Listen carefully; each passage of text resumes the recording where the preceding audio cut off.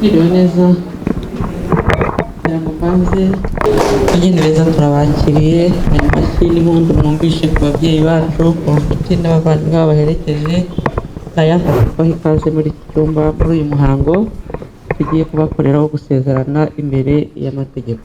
Kugira ngo ariko mbanze mubashimire cyane ko ndabona mwaje muberewe mwiteguye nyine gushingura. Ubwo rero mu by'ukuri turaza kubisubiramo gatoya, ariko ndarizera ko mwese bafite imyaka y'ubukure muzi neza icyo urugo ari cyo, ariko ndaza kugerageza wenda kubaha gatoya muri ya minota mike dufite muri uyu muhango, wenda na referanse zaho zizabafasha mu by'ukuri kugira ngo mukomeze mumenye urugo ni iki, urugo rwubakwa rute n'ibindi nk'ibyo ngibyo. Ndagira ngo ariko mbanze nshimire n'ababyeyi bibarutse aba bageni. Ni ukuri namwe uyu ni umunsi mwiza w'ibirori kuri mwebwe, ni umunsi w'ibyishimo, ni umunsi w'umunezero. Namwe ntabwo natangira uyu muhango ntabashimiye. Mwarakoze cyane kubyarira igihugu, mwarakoze cyane kwagura iyi miryango igiye kuvuka uyu munsi. Ababaherekeje barabyumva, nabo ntabwo natangira ntabashimiye. Namwe mwakoze kuko uyu muhango by'umwihariko n'amategeko ateganya ko ukorerwa imbere y'imbaga y'abantu. Ngira ngo rero munyemerere nyuma yo kubashimira dutangire uyu muhango wacu. Mu by'ukuri nk'uko tubizi, uyu ni umuhango wo gusezeranya abageni imbere y'amategeko. Akaba ari umuhango n'ubundi nyine uteganywa n'amategeko, ukaba uteganywa n'amategeko agera kuri 3. Itegeko rya mbere ni itegeko rya Repubulika y'u Rwanda ryo mu mwaka w'ibihumbi 2003, ryavuguruwe mu mwaka w'ibihumbi 2015. Hakaza itegeko rigenga abantu ndetse n'umuryango, rikaba ari ryo ku itariki 28 z'ukwezi kwa munani umwaka w'ibihumbi 2016, ndetse n'itegeko rigenga imicungire y'umutungo w'abashyingiranywe, impano n'izungura. Muri rusange aya mategeko uko ari 3 niyo mu by'ukuri tuvomamo inyigisho twigisha abageni, buri wese aseguriye ko bagomba kugira ingo nziza. Ndatekereza arizo mwe ubwanyu mwifuza nk'abageni, ndatekereza arizo abavandimwe n'inshuti zanyu cyane cyane ababyeyi babifuriza, nizo igihugu kibifuzaho, nizo twese muri rusange twicaye aha ngaha twifuza ko mugomba kugira. Aya mategeko rero kugira ngo muraza kunyihanganira, mwarabibonye ko dusabwa ko ntabwo tugisezeranya muri iki gihe twatewe n'iki cyorezo cya COVID-19 muri rusange cyugarije isi, ariko n'igihugu cyacu muri rusange ntabwo twemerewe kwicara mu cyumba nk'iki ngo tumaremo iminota myinshi. Ariko by'umwihariko kugira ngo twasabwe ko uyu muhango muri iki gihe turiho turawukora nko gutanga serivisi mu buryo busanzwe.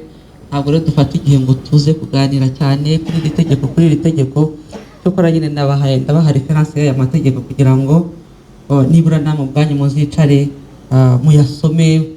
Ibyo muzumva mu by'ukuri mudasobanukiwe, sibye ko burya nta n'umuntu winterpreta itegeko nyine uko ryanditse nuko nguko riri, ariko n'ubundi ndahamya ntashidikanya kandi ndabizeza ko nk'ubuyobozi duhari kugira ngo tuzakomeze tubafashe mu by'ukuri kuyumva neza, cyangwa se no gukomeza kuba mwakubaka za ngo nziza navugaga ko buri wese abifuzaho. Aha rero mu by'ukuri usibye aya mategeko, ngira ngo turabizi neza yuko iyo abantu bamaze gushimana, ari nacyo ntekereza ko abageni batangiriyeho, ari ukuba mwarashimanye, murakundana, mugira igihe runaka cyo buri wese kwiga mugenzi we, kumumenya, hanyuma mumaze kwemeranwa niho muza imbere y'ubwanditsi bw'irangamimerere kwiyandikisha cyangwa se gusaba gusezerana.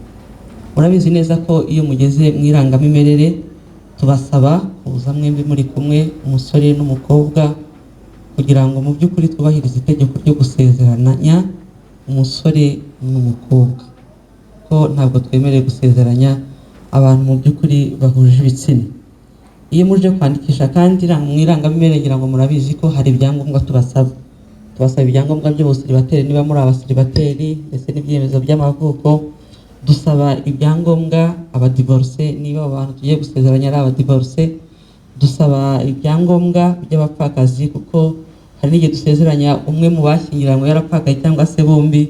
Ibyo mu by'ukuri ngira ngo nibutsa ko cyangwa se nshaka gushimangira yuko dusezeranya abo bantu bagira nk'ubutatu. Abatarimo babo mu by'ukuri ntabwo ntekereza n'ikindi cyiciro baba baherereyemo, ariko abo ngabo nibo twakira tukabandika muri ya minsi 20.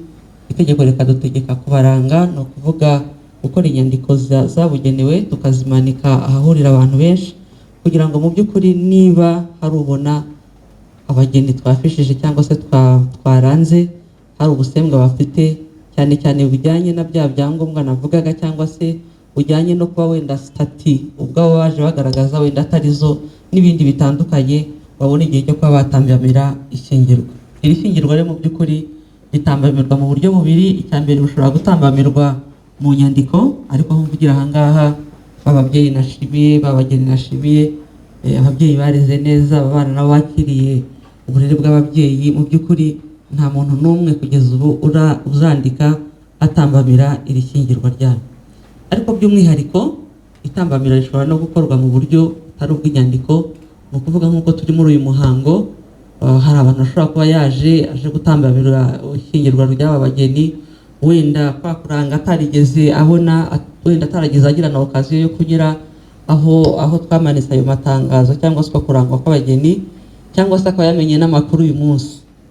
Nagira ngo rero yewe nyuma yo gusuzuma yuko abageni baje kwiyandikisha, tugasuzuma ibyangombwa byabo tugasanga byuzuye, yewe tukagera no ku myaka y'ubukure. Imyaka y'ubukure ndibutsa ko mu gushyingirwa ari imyaka 21, ariko ubundi buriya muri rusange imyaka y'ubukure ni imyaka 18. Keretse gusa umuhango nk'uyu turimo wo gushyingira abageni, cyangwa kugira utabyaye umwana wawe, ndetse no kuba waba umwishingizi w'undi muntu. Ibyo ni byo gusa bifite imyaka y'ubukure 21, ariko ubundi muri rusange imyaka y'ubukure ni imyaka 18. Twasuzumye rero ko abageni bujuje n'iyo myaka 21, dusanga nayo nyine barayujuje. Nkaba nkurikije uko uyu muhango utegurwa naho tugeze kuri uyu munsi, ngiye gutanga gusa amasegonda 10 kugira ngo niba hari umuntu utambamira uyu muhango umwe muri aba bageni turi kumwe ahangaha, niba hari uvuga ati igihe ufite ikibazo runaka, tumuhe umwanya amanike ukuboko tumwakire, atubwire impamvu y'itambamira, turaza kuyisuzuma. Nidushaka ifite ishingiro turahagarika iyo mariage, ariko nidushaka idafite ishingiro, yewe ndadekarara ko ngiye gusezeranya aba bageni. Amasegonda 10 kuko ngira ngo tugiye dutanga menshi. Urebye ukuntu abageni bishimye ku maso, mwaje murebana nabo buriya mubaheruka kare, ariko gihe turarebana amaso ku maso, urani gihe uri ureba ku mitima yabitera. Buriya se amasegonda 10 ntarashira. Nagira ngo rero mumfashe twongere tubashimire n'amashyi n'impundu ku babyeyi b'abagore. Murakoze cyane. Nagira ngo rero nemeze yuko nta mpamvu n'imwe ishingirwa ryabo. Munyemerere kandi mu by'ukuri nibutse ya mategeko agera kuri 3 nibura, kugira ngo aba bageni bazayifashishe, ko navuze ko ntabwo ndi buyajyemo nyine gukoresha wa mwanya neza, ariko nagira ngo mbibutse ko itegeko rya mbere muzasoma, usibye ko n'ubundi usibye no kuba tuvuga abageni, ariko ni n'ubuzima bw'abanyarwanda muri rusange. Itegeko nshinga rya Repubulika y'u Rwanda narivuze, itegeko ry'umwaka w'2003 ryavuguruwe umwaka w'2015. Ahangaha gusa ndagira ngo muzite cyane ku ngingo ya 18 ivuga ko umuryango ariwo shingiro ry'imbaga y'abanyarwanda kandi ukaba ugomba kurengerwa na leta. Mu gace ka 3 iyi ngingo kavuga ko leta ishyiraho amategeko n'inzego bikwiye bishinzwe kurengera umuryango, by'umwihariko umwana na nyina, ariko ubwo birumvikana na se, kugira ngo umuryango ugire ubwisanzure. Ntabwo ndi bujye nyine gusobanura nk'uko nabivuze, ariko cyane cyane iyo ngingo ya 18 kari agace ka 3 muzagasome, nako ntekereza ko ari impamba muzaba mukwiye nyine y'umunsi ubundi muri kubaka rwa rugo rwiza. Naho itegeko rya 2 muzifashisha nigeze kubivuga naryo, ni itegeko nimero 32 ryo kwa 28 z'ukwezi kwa 8 umwaka w'2016. Ryo akaba ari itegeko rigenga abantu ndetse n'umuryango. Nk'uko mubibona, abantu tugiye gushyingira ni abantu murabibona, ariko ku rundi ruhande turaza guhaguruka hano bagiye gukora icyo twita umuryango, umugabo, umugore ndetse n'abana. Muri iri tegeko rero hari byinshi ntekereza ko by'ingenzi muzarebamo, nubwo ari byiza kurisoma ryose, ariko nibura muzagaruke cyane ku ngingo y'168 ivuga ya myaka y'ubukure, ubwo n'ibindi bishamikiyeho. Ugaruke cyane ku ngingo y'169 igaragaza mu by'ukuri wa mu muhango wemewe gushyingirwa gukorerwa abashyingiranywe muri rusange, umuhango wabo ugira agaciro iyo bimeze gute. Ugaruke ku ingingo y'170 itubuza gushyingira abagifitanye andi masezerano yo gushyingirwa, ariko cyane cyane muzise cyangwa muzite muzafata umwanya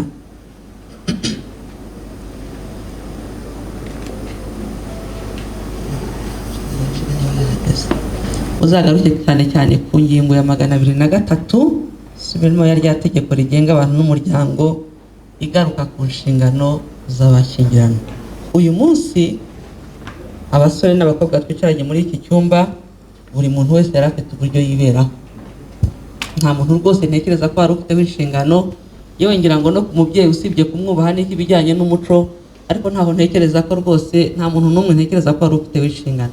Ariko uyu munsi murahaguruka hano mumaze kurahira, maze kwemeza indahiro zanyu, maze kwemeza ko mubaye abagore n'abagabo, buri wese arahita atangira kugira inshingano kuri mugenzi we. Izi nshingano rero ni nyinshi, ariko nazo by'umwihariko muzazisanga muri iriya ngingo ya 203, ya 204, ya 207. Izo ngira ngo zizaba zihagije, hanyuma muzakomeze murebe n'ibindi bijyanye n'iryo tegeko, kuko ni itegeko rifite hafi amapaje 800 nangahe niba mbyibuka neza. Ariko icy'ingenzi kuri izi nshingano ziriya reference bahaye, ntekereza ko nazo zizababera impamba ihagije cyangwa se ifatika.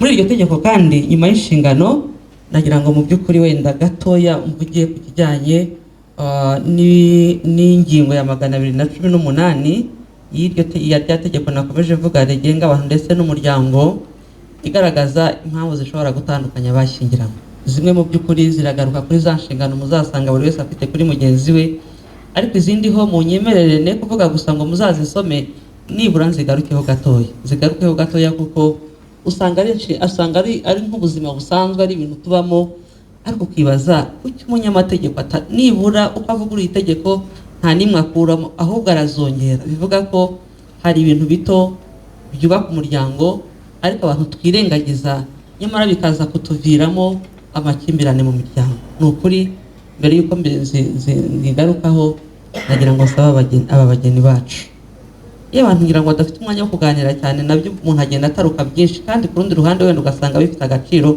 gakomeye. Ariko reka mbisabire, ni ukuri muzagerageze gutsinda ibi ngiye kuvuga bishobora kubatandukanya, usibye wenda icyo mudafiteho kontrole nk'abantu kijyanye n'urupfu. Kubera ku bundi buriya urupfu bigaragara mu ngingo ya 218 ya ririya tegeko maze kuvuga, nirwo rwonyine rwakabaye rutandukanya abashyingiranywe. Ariko twa tuntu duto navuze ngiye gusubiraho, ni twa tuntu dutera amakimbirane mu miryango, kandi mu by'ukuri buhoro buhoro ukazajya kwisama mu by'ukuri ubona ko wasenye. Kandi muri bakuru nigeze kuvuga ko mufite uburere bwiza ababyeyi babahaye, mufite umuco mwakuye ku gihugu, ushobora kuba mwaratojwe mu ishuri, mwaratojwe n'ababyeyi, mwaratojwe n'abakuru, mwaratojwe na bagenzi banyu, ariko by'umwihariko nta kintu nabasaba gikomeye kitari ukurinda amakimbirane mu miryango yanyu. Ni ukuri buriya umuryango wubakiye ku makimbirane, ntabwo ntekereza ko ukiri umuryango. Ni wa muryango usanga ejo umugore yanyuze aha, umugabo nawe yanyuze hariya, abana bari ku muhanda, baraye mu binaro, baraye munsi y'imiferege, baraye mu muhanda, baraye mu binani. Niba abantu mu by'ukuri bagiye kuvamo abajura, bashobora kuvamo indayi, bashobora kuvamo b'abanyarwanda, buri muntu wese wicaye hano ntekereza ko atakwifuza kuba yabyara umwana nk'uwo. Hariya abana rero mubona, buri muntu wese abita uko yishakiye. Cyokora nabonye nta muntu ujya ubita izina ryiza, kubera ko ibyo bakora ari bibi, ariko tujye dutekereza ko twe bakuru ari twe twatumye bari abana bagwa muri buriya buzima barimo. Bagira ngo rero no kuri mbasabe, mwebwe muvutse igihe cyiza, muri mu gihe cyiza, igihugu kiriho gitera imbere mu buryo budasanzwe. Nagira ngo mbisabire ujye murinda ikintu icyo ari cyo cyose cyaguteza amakimbirane n'umugabo wawe n'umugore wawe. Buri wese ajya kubana na mugenzi we, ni ukuri yamurutishije abandi bantu benshi batandukanye. Hari abo muba mwaraturanye, hari abo muba mwariganye, hari abo muba mukorana, hari abantu muba mwarahuye mu buzima butandukanye. mugateretana mugashyira gute, ariko bigasoza hari umuntu umuvuze oya uyu niwe numva mu by'ukuri unyuze. Wa muntu rero wakunyuze nk'umukobwa, wa muntu wakunyuze nk'umusore, murutisha abandi bantu bose, abandi bashyire ku ruhande, wumve ko ibyiza kuri we ni ibyawe, bibi kuri we nawe bigira ibyawe, numurusha kuba imfura umuhindure. Ni nacyo ntekereza ko nk'umugabo yagombye akorera umugore, nicyo ntekereza ko n'umugore nawe yakabaye akorera umugabo. Muhindure mwiza nk'uko wifuza, gerageza mu by'ukuri umwubake, umubere indorerwamo nziza yireberamo nyine akabona koko ibyo yakabaye akora kurusha wenda uko wamureka akajya mu makosa, cyangwa se rimwe na rimwe nyine ukabona mwananiwe kwikemurira ibibazo, mwagiye mu nzego zitandukanye, niko nyine b'abana bari inyuma bariho bajya muri ya mirimo mibi cyangwa se muri ya mico mibi navuze. Ibi rero navugaga mu by'ukuri ni ibintu bigera ku 8 bitandukanye na rwa rupfu navugaga. Urupfu rwo ruje nyine urushaka ruramutwara nk'uko yandirimbo ijya ibivuga, ariko ibi ngibi njya avuga ngo biterwa ni kamere muntu, kamere. Kandi ni ukuri nongere nibutse ko mufite imyaka y'ubukure, gutsinda kamere kuri mwebwe ni ikintu ntekereza ko kitakabaye kibagora. Ikintu cya mbere gisenya urugo, itegeko mu by'ukuri rikaba ryagutandukanya na mugenzi wawe, ni ubusambanyi. Ni ubusambanyi, mbisubiremo, ubusambanyi ni ingeso mbi isenya urugo. Utabyihanganiye ukaba watanga ikirego mu rukiko rukagutandukanya na mugenzi wawe, ariko bisaba ibimenyetso. Kandi mu by'ukuri murabizi, kugira ngo uzafate umusambanyi nawe nyine aba yarabyize hariya, agashyira hariya, agakora agategura, ngira ngo nta nubwo bikorerwa ku gasozi, bikorerwa mu ibanga. Ariko mu by'ukuri niyo bitagutandukanya na mugenzi wawe wenda kubera ko yabuze cya kimenyetso, cyangwa se yabuze ati igihe nikundira umugore wanjye, nkunda umugabo wanjye, reka wenda ahubwo ndebe igitera iyi ngeso, ngerageze aba ari cyo mvura mbere y'uko wenda nshobora kugera gutandukana nawe.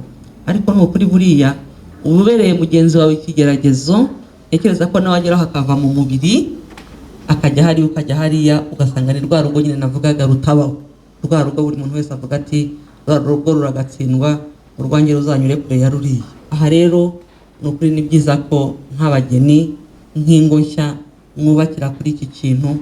Yambwira abantu ngo niba hari n'uwateshutse, ariko ujya wumva ko ibyo bintu byarangiye, niba ari urukiramende wakata, niba wabigenza gute, ariko wumve ko kuva uyu munsi w'ishyingirwa ryawe utagomba guhura na rimwe n'iyi ngeso.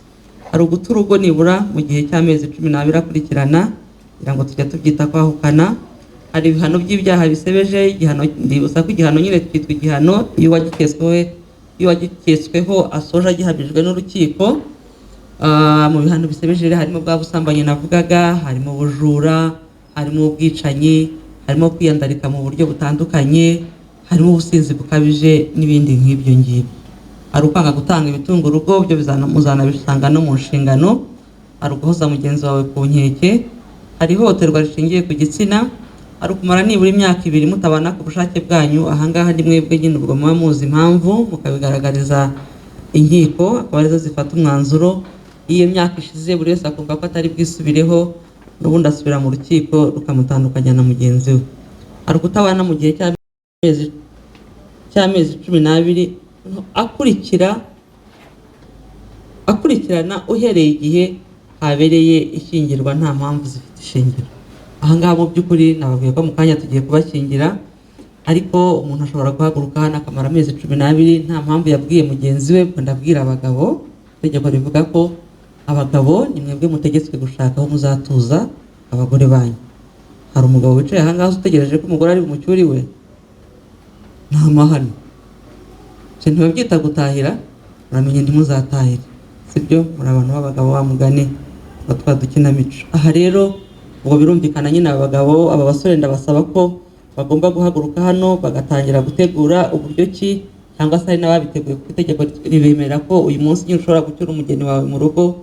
Ariko nta nubwo twirengagiza n'imyemerere yacu. Hari abasaba kubanza kubinyuza imbere y'Imana ikabiha umugisha, nubwo amategeko atabiteganya, ariko njye nemera ko rwa rugo rwubatse ku muco, rwa rugo rwubakiye kuri aya mategeko, rwa rugo rwubakiye ku Mana, nta mpamvu n'imwe mbona rutaba urugo rwiza. Mujye mugira rero n'umuco mwiza wo kuragiza Imana ingo zanyu, ariko by'umwihariko mujye mufata n'akanya usengere mugenzi wawe.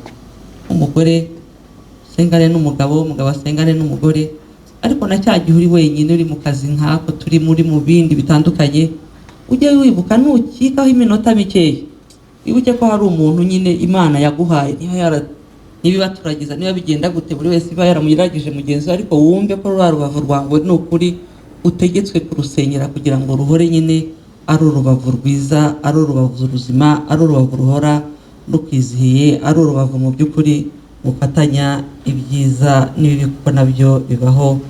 Ariko jye ku bwanjye mbasabire Imana izabaha ibyiza gusa mu rugo rwanyu. Hanyuma hakaza itegeko rigenga imicungire y'umutungo w'abashyingiranywe, impano n'izungura. Iryo ni itegeko nimero 27 ryo kuwa 8 z'ukwezi kwa kabiri umwaka w'2016. Aha naho ni uburyo havugamo uburyo butatu abashyingiranwe bahitamo gucunga imitungo yabo kugira ngo mu by'ukuri bayibyaze umusaruro kurusha uko yari iri, bizabafashe guteza imbere ingo zabo n'imiryango yabo muri rusange. Uburyo bwa mbere rero babwita ivangamutungo rusange, bugaragara mu ngingo ya 5 nayo muzayisoma. Hakaza ivangamutungo w'umuhahano, bigaragara mu ngingo ya 9 rya tegeko maze kuvuga haruguru. Hakaza ivanguramutungo risesuye, igaragara mu ngingo ya 14, ibutse ko ari muri rya tegeko nimero 27 ryo kuwa 8 z'ukwezi kwa kabiri mu mwaka w'2016. Mu by'ukuri aya mategeko ni meza, n'ibyo avuga ni byiza, ni ukugira ngo abantu bayasubiraho cyane kugira ngo ajye abafasha. Nubwo navuze ko atari yo nyine yubaka urugo, rwubakwa n'umuco, rwubakwa n'ibindi bitandukanye, ariko ni byiza ko aya mategeko tuyubaha, tukayubahiriza, tukajya tugira umuco nyine wo kuyanyuzamo amaso kugira ngo tugerageze nyine gukumira bimwe bishobora gukorwa n'umwe mu bashyingiranywe ugasanga bitatiriye cyangwa se byangije wa mubano mwiza navugaga, bwa bwisanzure mu rugo, rwa rukundo rugatokorwa n'ibindi nk'ibyo ngibyo. Nagira ngo rero mbere y'uko nsoza, hari inshingano njya nkunda gugarukaho cyane nkayishimangira, kandi ntabwo ngira ngo nigeze nzivuga imwe ku yindi, navuze ko muzazisomera, ariko hari inshingano yo kubyara no kurera nibura ngira ngo mujyeho gatoya. Mbere na mbere ngira ngo mfate uyu mwanya ni ukuri nifuriza abageni bacu beza uzabyara no guheka. Ni ukuri uzabyare muheke, uzabyare kobwa na hungu, ariko abana mbifurije kurera ni ukuri muzagerageze mubarere kandi neza, mubarere kandi neza. Nabyo kurera umwana neza ntabwo nabyimuzi ngo njye kubivuga, ariko mujye mwibuka ko ari kumurera neza, ari ukumutangira nyine ukimenya ko umutwite nk'umugore, ubwira umugabo wawe rwose Imana iba yahaye umugisha mu rugo, ku mwana abana mu rugo ni umugisha, abana ni umunezero, abana ni urukundo, abana ni imbaraga, abana ni byose muri rusange mu rugo rw'abashaka cyangwa se umuryango. Ni byiza rero yuko iyo umenye nyine ko utwite nk'umugore ubibwira umugabo, mugatangira gufata, ugatangira nk'umubyeyi gufata indyo yuzuye irimo ibitera imbaraga, irimo ibirinda indwara, irimo ibyubaka umubiri, kugira ngo mu by'ukuri utangire wubake wa mubiri wa mwana azavukane imbaraga, cyangwa se azavukana mu buzima buzira umuze. Ariko by'umwihariko ukumva ko utagomba no kumutungisha amafunguro gusa, ugomba no kumutungisha n'imico myiza, kugira ngo nawe nyine azavuke ari wa mwana uzabwira akakumva, ari wa mwana uzashobora kugutega amatwi, karangwa n'imico myiza nyine kubera nawe wamuhaye akiri mu nda yawe. Aha rero ni ubufatanye. Yambwira abagore ngo iyo utwite wirinda ibintu byo kurakazwa n'ubusa, kwivumbura, kuvuga nabi, n'ibindi bintu wumva ko ari bibi nyine bituma umubiri wawe utanezerwa, kuko utanezerewe n'umwana ntabwo anezerwa mu nda yawe. Ariko ibi ngibi ntabwo abageni mbwira, abakobwa beza, abategarugori b'ejo hazaza ntabwo bashobora kubishobora batabifashijwemo n'abagabo babo. Ubwo ni mwebwe ngarutseho, ni mwebwe mbwira, mugomba gufasha aba bagore, yaba ari mu gutanga ibitunga urugo kugira ngo babana nyine wa mwana uri mu nda abone ibimutunga bihagije, ariko by'umwihariko kubakunda, kubakundwakaza, kubatetesha, kubarinda ikibi icyo ari cyo cyose cyatuma kamere imufata agatangira nyine ya mico itari myiza ishobora kugira ingaruka kuri wa mwana. abantu benshi kubyara umwana ugasanga uriya mwana ntiyumva, uriya mwana erega n'umubyeyi agatinyuka ngo umwana wanjye ntiyumva, ukibaza kugira ngo yumve ubundi yakabaye abikesha ndi niwe yakabaye abikesha. Ni byiza rero ko dutangira nyine kubategura hakiri kare, bakavuga nyuma y'ibyo hari abafite uburenganzira butandukanye bwo kurya, bwo kwambara, bwo gukaraba, bwo kwitabwaho, bwo gukundwa n'ibindi, ariko by'umwihariko mukibuka no kubigisha agaciro na kirazira z'umuco mwiza wacu w'Abanyarwanda, mukibuka kubatwara mu ishuri buri wese mu bushobozi afite. Dufite amahirwe igihugu cyacu cyaduhaye uburezi kuri bose, ni byiza ko abana bacu nyine bagira baprofita ayo mahirwe igihugu cyaduhaye. Babarire rero cyangwa se mu nyemerere nsoreze ahangaha, bageni bacu, inshuti, miryango migari, ni ukuri nongere mbashimire, shimira abateraniye muri iki cyumba, nisegura nyine ku mwanya muke dukoresheje kubera ko mu kanya hagiye no kwinjira abandi bageni, ariko tunirinda gutinda muri iki cyumba. Nibukirize rero aba bageni mu by'ukuri ko mu bintu byinshi byubaka urugo, nibura ndagira ngo muzasigaranemo ibintu nka 3 cyangwa 4. Ikintu cya mbere cyubaka urugo, muzasigarane urukundo. Udafite urukundo ntabwo ntekereza, urukundo rwanyu rudakomeje ntabwo ntekereza ikintu icyo ari cyo cyose mwakora ngo urugo rwanyu rube rwiza. Icyo muzakizirikane nyine mu cyandike ahantu mu agenda yanyu, mu mitima yanyu, mu kijyane muzahorane nacyo. Urugo rwubakwa no kwizerana. Umugabo wizeye umugore, umugabo wizeye umugabo, mutizeranye ntabwo ntekereza ko mu rugo rwanyu hatarimo kwizerana, mwazubaka rwa rugo ruzira amakimbirane. Urugo rwubakwa n'ubunyangamugayo. Ni ukuri ni byiza ko buri wese aba inyangamugayo. Iyo uri unyangamugayo, bya bindi byinshi twagiye dusubiramo bishobora gutuma abashakanye batandukana, baba cyane cyane gutandukanywa n'inkiko, ntabwo ntekereza ko hari aho wagira urugo. Urugo rwubakwa, reka nsoreze ku kantu gato, no gucira bugufi mugenzi wawe. Ni ukuri ni byiza ko mugira ingeso nziza yo guca bugufi. Uri umugabo mu rugo, ufite ibya mirenge ku ntenyo, umugore mu rugo, ufite byinshi cyangwa ufite bike, ariko jya ugerageza wubahe mugenzi wawe uko ameze kose. Gerageza umwubahe, ariko nk'uko navuga, umwubahe, umucire bugufi. Nageze guca bugufi, aba ari wowe ugira uruhare mu kumuhindura. Ariko nyaboneka, umugore utaciye bugufi mu rugo, umugabo utaciye bugufi mu rugo, abantu bose bakazamuka agashaka kunyura muri parafo nk'iriya kandi utari bubishobore, ntabwo ntekereza ko wazubaka rwa rugo nabifurije, rwa rugo mwifuza, rwa ruzango igihugu cyifuza, n'ibindi muri rusange. Kubyubaka urugo ni byinshi, reka mpinira aho ngaho, nsoze nongera kubifuriza gukomeza kugira ubukwe bwiza no kuzagira iterambere mu miryango yanyu. Mwakoze cyane kuntega amatwi.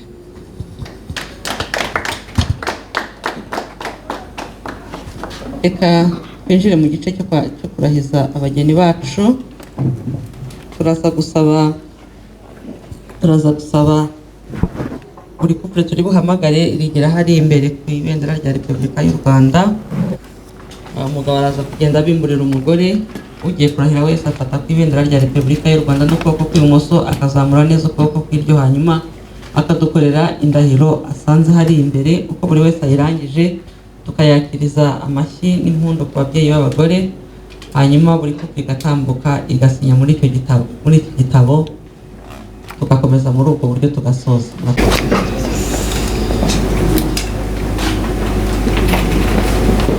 yewe yaretse ibirenganya, maze kumva icyo amategeko ategeka abashyingiranywe, nemeye nta gahato ko wowe Ingabire Gerardine umbera umugore, tukazabana uko twabyiyemeje kandi dukurikije uko amategeko ya Repubulika y'u Rwanda abiteganya.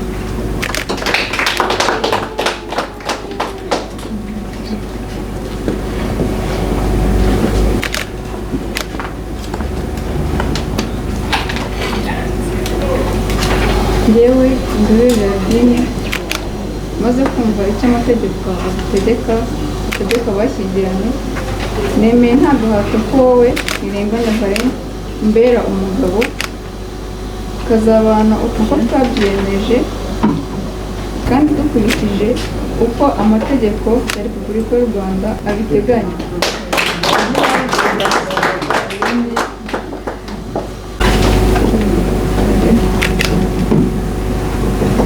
Igihe bagisinya, reka twakire Imfura Naftali na Karekezi Sandra Karibu.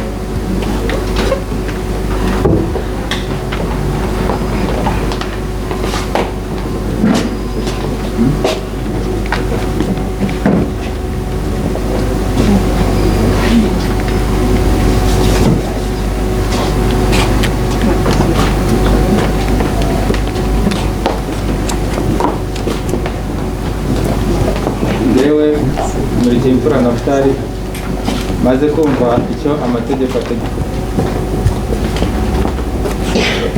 Basaba abageni bigireje ngo twakire indahiro zabo bahagaze.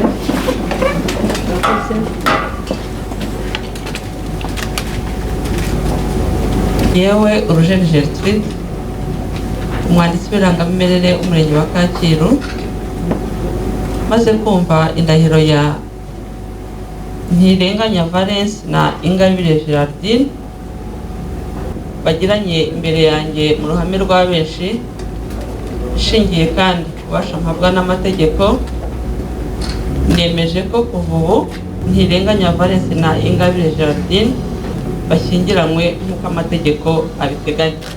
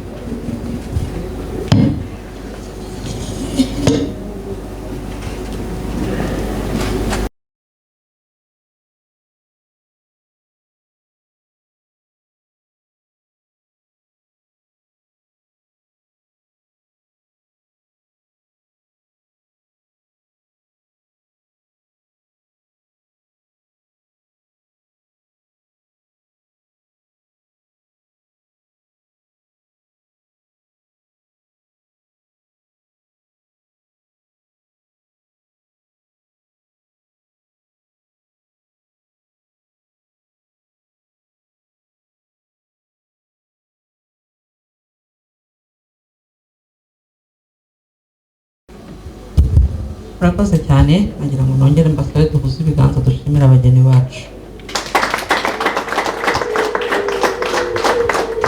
Abageni beza turabashimiye, ayo mashyi n'impundu mwumvishe ku babyeyi n'abaha ikaze mu miryango migari ibana mu buryo amategeko yemera, ariko by'umwihariko n'abashimira n'igikorwa mumaze gusoza kuko mubaye imiryango, mwiyongereye ku yindi miryango itandukanye igenda yubakwa umunsi ku wundi. Bityo nagira ngo nemeze ko Ntirenganya Valence ni umugabo wemewe n'amategeko wa Ingabire Gerardine, Ingabire Gerardine ni umugore wemewe n'amategeko wa Ntirenganya Valence. Kugira ngo rero mwongere mbashimire, mbifurize kuza kugira ubukwe bwiza, ariko mbyibutse ko muva hano mu by'ukuri musubira imuhira, mutemerewe kujya gukora ibirori hirya no hino kubera kubahiriza nyine aya mabwiriza atuma dukomeza kurwanya iki cyorezo cya COVID-19. Soze rero nongera kubifuriza iterambere.